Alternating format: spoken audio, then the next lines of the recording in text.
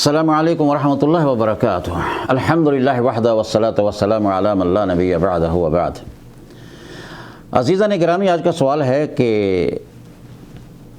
سوال نہیں بلکہ خبر ہے جس کے بارے میں ذہن میں سوال پیدا ہوا بعض حضرات میں، اور انہوں نے سوال بھی کیا، اور میں ان لوگوں میں سے نہیں ہوں جو یہ بار بار کرتے ہیں جی مجھے لوگوں نے بہت زیادہ سوال کیا، ہماری کیا حیثیت ہے، ہم طلب علم میں سے چھوٹے سے طالب علم کی ایک حیثیت رکھتے ہیں۔ مقصد یہ ہے کہ دین کی جتنی سمجھ ہوتی ہے اس کے مطابق جواب دینا ہے، جو قبول کر لے الحمدللہ، جو نہ قبول کرے الحمدللہ، اللہ جانتا ہے، اللہ نے ہدایت دینی ہے۔ ایک حدیث کا ترجمہ کرنا ہے اور اس کے بعد ٹاپک میں بتا دیتا ہوں۔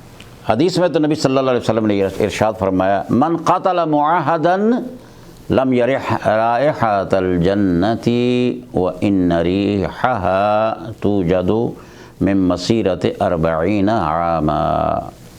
معاہد کو، معاہد کون ہوتا ہے؟ ذمی۔ ذمہ کون ہوتا ہے؟ یعنی جس ملک میں آپ بیٹھے ہیں آپ اس ملک کے قانون کی پیروی کریں گے اور وہ آپ کی مال جان عزت آبرو کی ذمہ داری اس کے ذمہ ہوگی، وہ قبول کرے گا۔ اس لیے تو دوسرے ملک میں بندہ بیٹھتا ہے۔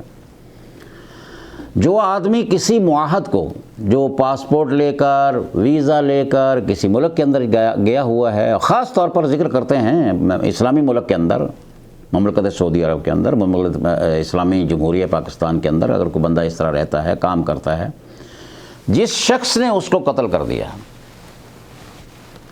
میرے آقا اور مولا نے ارشاد فرمایا صلوات اللہ وسلامہ علیہ، جتنی مرضی نمازیں پڑھ لے، جتنے مرضی روزے رکھ لے، جتنی مرضی حجیں کر لے، صدقات خیرات، اور نعرے لگاتا ہوا بازار میں آئے، ڈانس کرتا پھرے جیسا آج کل ہو رہا ہے، کس چیز کا؟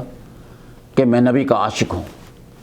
فرمایا اس بدبخت کو جس نے ایک ذمی کو قتل کیا، جنت کی ہوا بھی نہیں لگے گی، جنت میں جانے کا سوال ہی پیدا نہیں ہوتا۔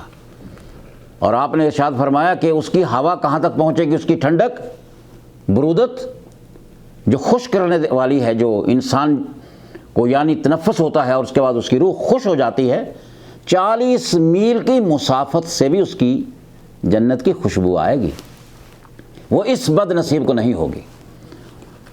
تو میرا ذہن اس طرف ہے، اور سوال کرنے والے کا بھی، کہ اسلامی جمہوریہ پاکستان اور ایک ذمی کا قتل، بہیمانہ قتل، اور نظر آتش کرنا اس کی ڈیڈ باڈی کو، اسلام ہے؟ یہ اسلام نہیں، یہ مذہبی دہشت گردی ہے۔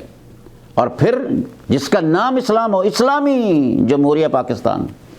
اور آج میں دیکھ رہا ہوں علماء کرام، کوئی رو رہا ہے، کوئی ہاتھ باندھ رہا ہے ایمبیسڈر کو جا کے مل کے، کوئی اپنے آنسو بہا رہا ہے، مگرمچھ کے آنسو بہانے والوں، اور لمبے لمبے ہاتھ کر کے ان کے ساتھ کہنے والوں کہ ہم ان کے بچوں کا ساتھ دیں گے۔ دیتے رہو بھائی، یہ تو معمولی معاملہ ہے، اس کی کیا حیثیت ہے؟ اس کام کی طرف کیوں نہیں آتے؟ جب کام ہو جاتا ہے تو بازاروں میں نکلتے ہو، کوئی سیاسی بھی ہیں اور مذہبی بھی ہیں۔ میں پھر دہراؤں گا اس بات کو جو میں اکثر کہا کرتا ہوں کہ خدا بندہ یہ تیرے سادہ دل بندے کدھر جائیں کہ سلطانی بھی عیاری ہے، درویشی بھی عیاری ہے، بندے کو جلانے کے بعد تم یہ کام کرتے ہو۔ اللہ کا قرآن تمہارے پاس نہیں ہے؟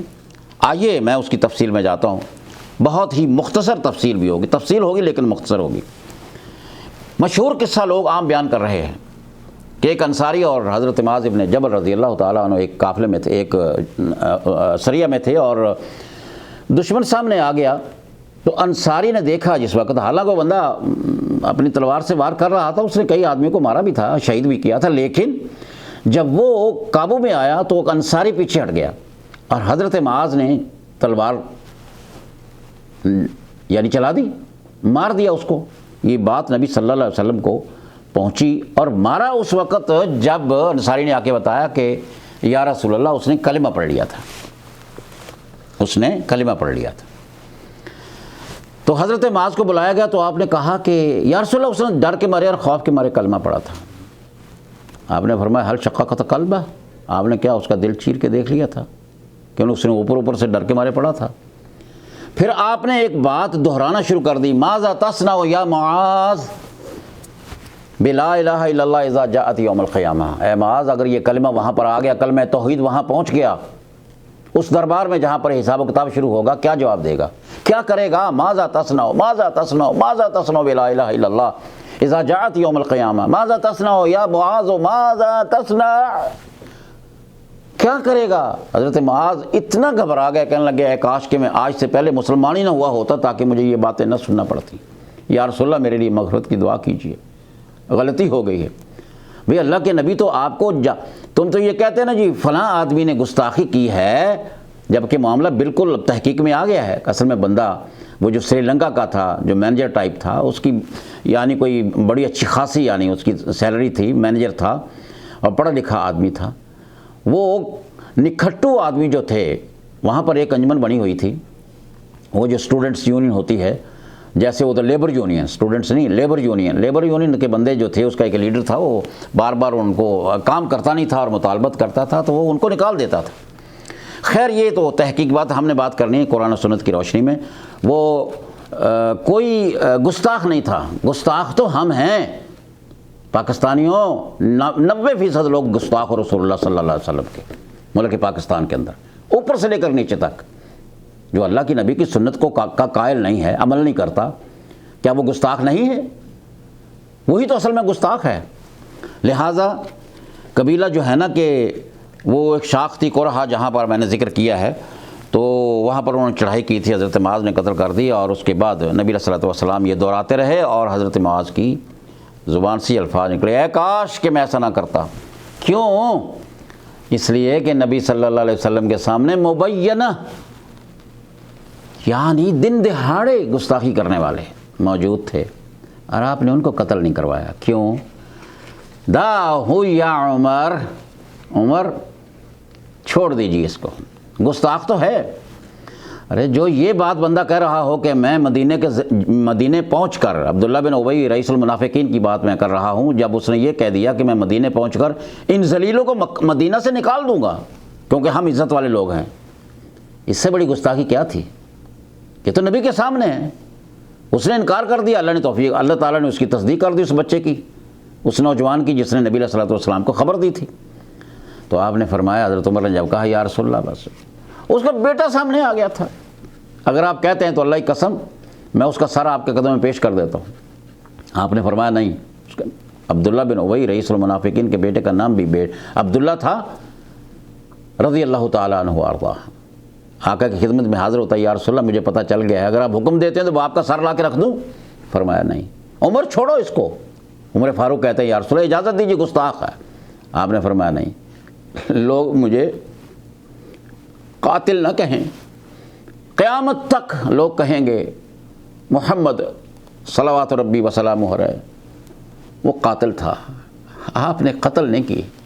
جہاد کے اندر معاملہ اور ہوتا ہے، دشمن دونوں طرف سے آتا ہے، یہ اس کا دشمن، یہ ان کو دشمن، یہ غلبہ ہے کلمت اللہ کے، اعلاء کلمت اللہ کے لیے تلوار اٹھاتے ہیں، دشمن اس کو روکنے کے لیے اٹھاتا ہے، کوئی شہید ہو جاتا ہے، کوئی غازی بن جاتا ہے اور کوئی جہنم رسید ہو جاتا ہے۔ تو نبی علیہ الصلوۃ والسلام نے تو بھائی ظاہر باہر جو منافقین تھے، گستاخان رسول تھے، آپ نے تو قتل نہیں کیا۔ یہاں پر ایک حدیث بیان کی جاتی ہے من سب نبیا فاقتلوہ بے حسی، ان کلمات کے ساتھ یہ حدیث موجود نہیں ہے، بچوں کو آپ نے یاد کرا دی ہے۔ اتنے گستاخ ہیں آپ اللہ کے رسول اللہ صلی اللہ علیہ وسلم کے، اتنے گستاخ ہیں آقا نامدار کے، کہاں ہے عشق آپ کا؟ یہ بھونڈا عشق ہے، یہ بدتمیزی ہے، نہ کہ نبی علیہ الصلوۃ والسلام کی عزت اور آبرو ہے۔ ظالموں تم نے تو اللہ کے نبی کو بھی شرمندہ کر دی ہے۔ چلیے یہ بات سن لیں تاکہ آپ کو سمجھ آ جائے۔ جو اس آج کے مختصر درس کا نچوڑ ہے وہ یہ ہے کہ حضرت فاروق اعظم کے دور کے اندر ایک بچہ غیلتاً قتل کر دیا گیا یمن میں۔ غیلہ کہتے ہیں دھوکہ دے کر قتل کرنا، مطلب بندہ سویا ہوا ہے اور امن کی جگہ پر سویا ہوا ہے، اس کو کوئی خطرہ نہیں ہے۔ چلیے مزید قریب کر لیتے ہیں اس معاملے کو سمجھنے کے لیے۔ میاں بیوی سوئے ہوئے ہیں، نہ میاں کو بیوی سے خطرہ ہے، نہ خطرہ بیوی کو میاں سے ہے، نہ عورت سے مرد کو، نہ مرد سے عورت کو، دونوں امن میں ہیں۔ لیکن اگر کوئی ان میں سے ایک اٹھتا ہے اور سوئے ہوئے بندے کو مار دیتا ہے تو وہ قاتل ہے اور وہ قتل غیلہ کا شکار ہوا ہے۔ یہ قتل ایسا ہے، اس قتل میں معافی نہیں ہے، گھر والے معاف کر دیں تب بھی معافی نہیں ہے۔ بادشاہ صاحب بھی اس کے اندر مداخلت نہیں کر سکتے، جو سارے اختیارات کا مالک ہے اپنی مملکت کے اندر۔ یہ اللہ کا کام، یہ اللہ کا معاملہ ہے، یہ اللہ کے حقوق میں سے ہے، بندوں کا حق نہیں ہے، یہ اللہ کا حق ہے جس پر ڈاکہ ڈالا گیا۔ تو یمن میں ایک غلام کو، غلام کہتے ہیں دودھ پیتے بچے سے لے کر 7 سال کی عمر تک، ایک بدبخت عورت تھی، اس بچے کی ماں، اس نے زنا کیا اور اس بچے نے دیکھ لیا کہ میری ماں کس کے ساتھ رنگ رڑیاں منا رہی ہے، تو ان کو خیال آیا، وہ جو دونوں ہی بدبخت تھے کہ یہ تو بچہ تو اب سمجھدار ہے، بیان کر دے گا، بتا دے گا، تو انہوں نے مل کر، کون کون ہے یہ مرد اور عورت، دونوں ایک دوسرے کے عاشق، اور 2-3 آدمی اور مل گئے۔ ایک حدیث میں آتا ہے 5 تھے سارے اکٹھے، اور ایک میں آتا ہے 7 ہے، ایک میں آتا ہے 7 ہے اور ایک میں ہے 5۔ فاروق اعظم سے پوچھا گیا تو آپ نے فرمایا تحقیق کر لیجیے، جتنے بھی اس قتل میں شامل ہیں سب کو قتل کر دیا جائے۔ وہ 5 کے 5 یا 7 کے 7 کو ایک غلام یعنی ایک بچے کے بدلے میں فاروق اعظم کے دور میں قتل کر دیا گیا۔ جب ان سے کہا گیا یا امیر المومنین ایک آدمی کے بدلے میں اتنے، تو آپ نے فرمایا واللہ لو اشترکت فیہا اہل صنعاء لقتلتہم جمیعا، اگر اس میں صنعاء دارالخلافہ ہے یمن کا، اگر سارے کا سارا شہر بھی، اتنا بڑا شہر بھی اس بچے کے قتل میں شامل ہوتا، واللہ میں ان سب کو قتل کروا دیتا۔ اور جس مملکت سعودی عرب کی آپ ہمیشہ سے دشمنی آپ کی گھٹی میں پڑ گئی ہے، تو ہر وقت طلب کشائی کرتے رہتے ہیں، آئیے میں آپ کو ایک زندہ مثال دیتا ہوں۔ فاروق اعظم کا وہ فیصلہ سعودی عرب کے اندر نافذ ہوا ہے، آج سے تقریباً کوئی 10-12 سال یا 14 سال پہلے کی بات ہے۔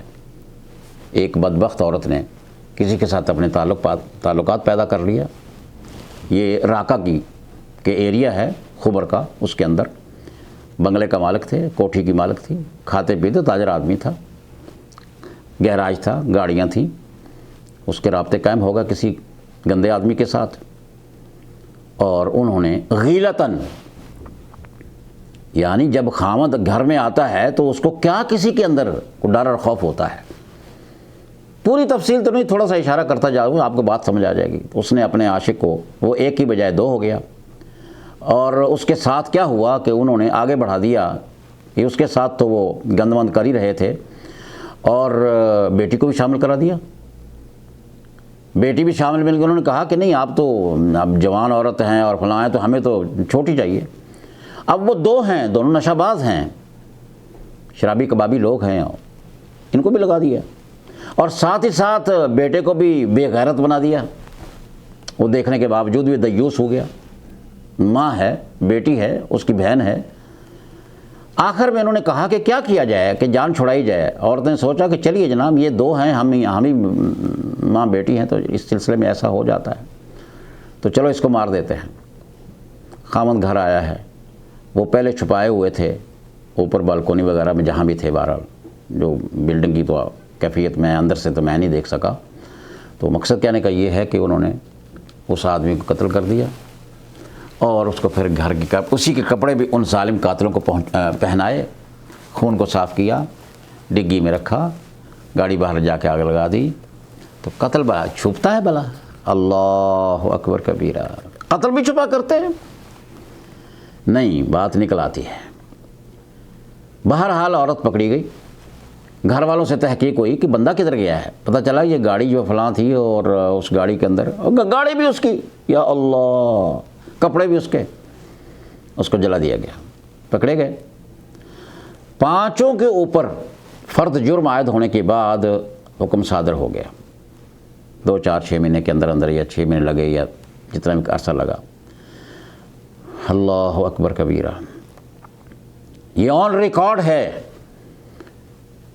کہ خبر کی ایک مسجد کے سامنے، جامع مسجد جو ہے اس کے سامنے 5 کو بٹھا کر ماں بیٹی اور بھائی یعنی بیٹا، 3 اور 2 عاشق، ان 5 کی گردن اڑا دی گئی۔ کتنے قتل تھے؟ 1۔ کتنے مارے گئے؟ 5۔ آج تک وہاں پر کسی دوسری عورت نے جرأت نہیں کی ہے۔ وَلْيَشْهَدْ عَذَابَهُمَا طَائِفَةٌ مِّنَ الْمُؤْمِنِينَ۔ سر عام جب جس وقت عذاب ہوتا ہے، یہ ہے برکتیں مملکت سعودی عرب کی، کمال اللہ کا ہے، خامی سب میں ہوتی ہیں، لیکن آپ کہتے ہیں کہ اسلامی قانون نافذ نہیں۔ امن دیا ہے مملکت سعودی عرب نے اور حکومت رشیدہ نے، اعلیٰ رأسها خادم الحرمین شریفین سلمان بن عبدالعزیز حافظہ اللہ تعالی و ولی عہدہ حافظہ اللہ تعالی وفقہم اللہ لما یحبہ و یرضیٰ۔ اللہ ان سے دین کی خدمت لے۔ یہ نہیں ہے دین ہے کہ نماز نماز نماز نماز، ٹھیک ہے وہ کوئی بہت بڑا احسان ہوتا ہے، یہ ہے اصل دین کہ اسلامی تعلیمات کو نافذ کرنا، وہ ایک بنیاد ہے۔ نماز اپنے لیے بندہ پڑھتا ہے، اپنی عاقبت سنوارتا ہے، نمازیں وہ بھی پڑھتے ہیں، روزے وہ بھی رکھتے ہیں، حکمران بھی رکھتے ہیں، یہاں کے تو رکھتے ہیں، نمازیں قرآن بھی پڑھتے ہیں الحمدللہ، حدیث پڑھتے ہیں، حدیثوں کے حافظ ہیں، قرآن کے حافظ ہیں۔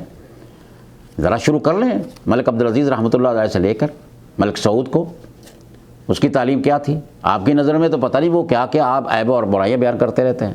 ملک فیصل ہے، ملک خالد ہے اور ملک عبداللہ ہے، ملک فہد ہے اور ملک عبداللہ ہے، رحمہم اللہ تعالی، نور اللہ مرقدہم، اللہ تعالیٰ ان کی قبروں کو منور فرمائے، اور آج کے جو خادم الحرمین شریف ہیں اللہ ان کو درازی عمر عطا فرمائے۔ تو قرآن کی تعلیم نافذ ہے۔ تو نتیجتاً میں کیا کہنا چاہتا ہوں، یہ مختلف قسم کے مسئلے اور یہ ظلم ہے، یہ زیادتی ہے، یہ فلاں ہو گیا ہے، یہ فلاں ہو گیا ہے، آئندہ ایسا نہیں ہونے نہیں دیں گے، اور جناب علی پتہ نہیں کیا کیا فلسفہ منطق جو ہے نا وہ بیان کیا جا رہا ہے تمام مکاتب فکر کی طرف سے۔ یہ ایک مطالبہ ہے جو میں کرنا چاہتا ہوں، یہ کیوں نہیں کرتے؟ سورہ المائدہ سورہ نمبر 5 کی آیت نمبر 33 کو نافذ کرو۔ 1 آ جائے، 10 آ جائے، 20 آ جائے، 100 آدمی آ جائے، سب کو اڑا دو، پھر پتہ چلے گا اسلامی جمہوریہ پاکستان کا۔ ویسے ہی نعرے نہ لگاؤ اسلامی اسلامی اسلامی۔ اسلامی جمہوریہ پاکستان اللہ تعالیٰ کی بہت بڑی نعمت ہے۔ 70,000 عورتوں کی عصمتیں اور ان کا خون دفن ہے اس کی بنیادوں میں، اس سے زیادہ یہ اور ریکارڈ جو میں نے عرض کیا ہے۔ کتنے آدمی ذبح کر دیے گئے تھے۔ پاکستان کو سستا ہے؟ اسلامی جمہوریہ پاکستان اسلام کے نام سے لیا گیا ہے۔ یہی وہ ایک ملک ہے اسلامی جو اسلام کی بنیاد پر ہے۔ یہاں تو اسلام آیا ہے، یہاں تو اللہ کے رسول پیدا ہوئے تھے حجاز کے اندر، اور اس کے بعد پھیلتا چلا گیا ہے۔ آل سعود کے دور کے اندر یہ بہت بڑا علاقہ بن گیا ہے الحمدللہ۔ اللہ تعالیٰ ان کو توفیق عطا فرمائے خدمت کرنے کی۔ قانون نافذ ہے۔ انما جزاء الذین یحاربون اللہ ورسولہ یسعون فی الارض فسادا ان یقتلوا او یصلبوا او تقطع ایدیہم وارجلہم من خلاف او ینفوا من الارض ذلک لہم خزی فی الدنیا۔ دنیا کے اندر بھی ان کو ذلیل کرنا ہے، ان کے ہاتھ پاؤں کاٹ دیے جائیں، جیسے نبی صلی اللہ علیہ وسلم کے چرواہے کو قتل کرنے اور ان کی آنکھوں میں سلاخیں پھیرنے والوں کو نبی صلی اللہ علیہ وسلم نے عقل اور اوکیلا کے جو اوینا کے جو آدمی تھے، اورینا کے عقل اور اورینا کے جو آدمی آئے تھے مدینہ منورہ میں، ان کے آ کے صحت خراب ہو گئی، فضا سازگار نہ رہی، نبی علیہ الصلوۃ والسلام نے ارشاد فرمایا جاؤ چراگاہ فلاں ہے، اس میں میرا ایک خادم جو ہے وہ صدقہ کے اونٹ جو ہیں ان کا نگران ہے، آپ وہاں چلے جائیں، وہاں جا کر آپ اونٹنیوں کا دودھ بھی پئیں اور ان کا پیشاب بھی پئیں، یہ علاج ہے اور آج بھی اس کی تحقیق ہے۔ انہوں نے ایسا کیا ہے، ان کے پیٹ پیچھے چلے گئے، سینے آگے آ گئے، صحت مند ہو گئے اور ذہن کے اندر بدماشی آ گئی، انہوں نے بندے کو چرواہے کو قتل کر دیا اور اونٹ ہانک کے لے گئے۔ تو نبی علیہ الصلوۃ والسلام کو بذریعہ وحی اطلاع دے دی گئی، آپ نے بندے بھیجے، ان کو پکڑ کر لایا گیا، تو پھر ان کے ہاتھ پاؤں کاٹے گئے۔ وہ ایک کے بدلے میں پھر جتنے بھی تھے 5 تھے 10 سے 11 تھے 12 تھے، جو بھی تھے جتنے بھی تھے، جماعت کو اللہ کے نبی نے پھر نا ان کو پھینک دیا، ان کو مار دیا، وہاں پر وہ تڑپ کے مرے ہیں۔ تو اگر آپ واقعی اسلامی جمہوریت پاکستان کی لاج رکھنا چاہتے ہیں تو وہ سری لنکن جو ہے جس بیچارے کی لاش کو آپ نے نظر آتش کر دیا، جتنے بھی لوگ اس کے اندر شامل ہیں ایک کو بھی معاف نہ کیا جائے اور اسی فیکٹری کے سامنے سر عام ان کی گردنیں اڑائی جائیں، پھر ہم کہیں گے واقعی اسلامی جمہوریہ پاکستان ہے. پھر رونا لینا بعد میں اور منتیں کر لینا، پھر تعزیت کر لینا، یہ تو کام بن گیا ہے ہمارے مسلمانوں کے اندر. بندوں کو قتل کر دو، بندوں کو جلا دو، اور اس کے بعد کہو کہ جی بہت زیادتی ہو گئی ہے، بہت زیادتی ہو گئی ہے. قرآن تمہیں پکار کر کہہ رہا ہے کہ انما جزاء الذین یحاربون اللہ، جو اللہ اور اللہ کے رسول سے لڑائی کرتے ہیں، جو جنگ کرتے ہیں، جو فساد پھر ارض پیدا کرتے ہیں اور جو ذمی کو مارتے ہیں، ان کی سزا یہی ہے کہ سب کو قتل کر دیا جائے. اقول قولی ھذا واستغفر اللہ لی ولکم ولسائر المسلمین، والسلام علیکم ورحمۃ اللہ وبرکاتہ.